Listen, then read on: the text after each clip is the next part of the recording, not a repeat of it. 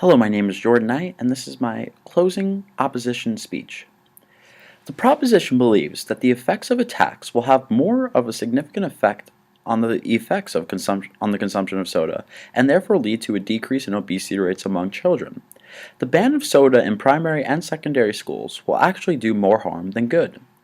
First, the article presented by the proposition points out that there is a possible correlation between the consumption of sugary products and aggression among children.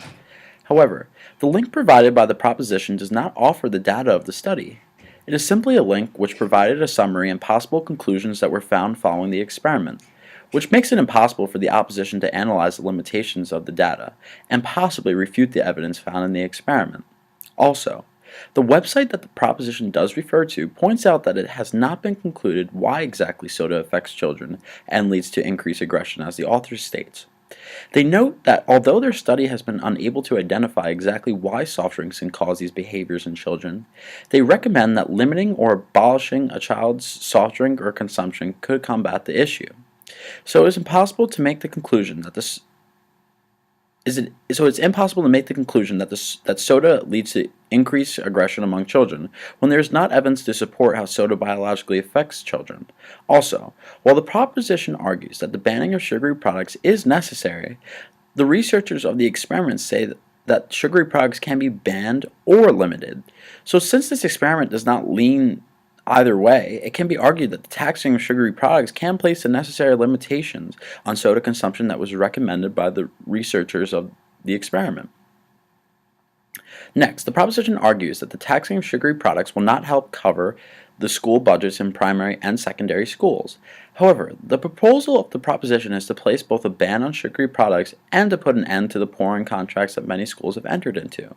However, by banning these sugary products and eliminating any type of financial assistance from soft drink companies, there is no potential for revenue that can be used to assist with the budgets of school districts. Also, the effects of a tax would have almost immediate positive effects on the budgets for education. A state representative, Joe Farias, recently filed a bill in the state of San Antonio that would levy a penny per ounce tax on sugary products that is expected to help gain upwards of $2 billion for Texas school districts. This excess in budget funds will be directly used for the Children's Health Promotion Account and aid in school health programs such as physical education. Also, as I have previously pointed out, economists have determined that if the price of sugary drinks go up 10%, consumption will go down by 10 to 12%. The proposition also points out that by banning sugary products and replacing them with healthier alternatives, students would be more willing to decrease their soda consumption. However, this theory does not disprove the statistics originally pointed out in my opening opposition speech.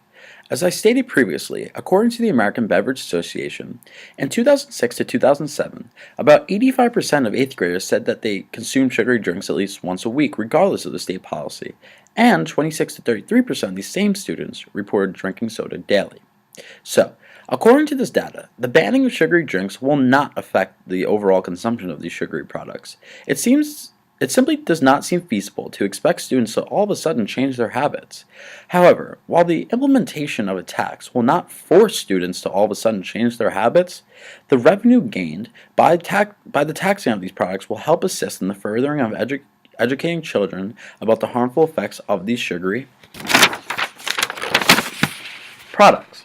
Finally, students should be given the option to learn about the implications of sugary drinks, along with being given the opportunity to implement their knowledge and face the temptation of consuming such drinks, instead of never being given the opportunity and eventually throw away the knowledge at a later date.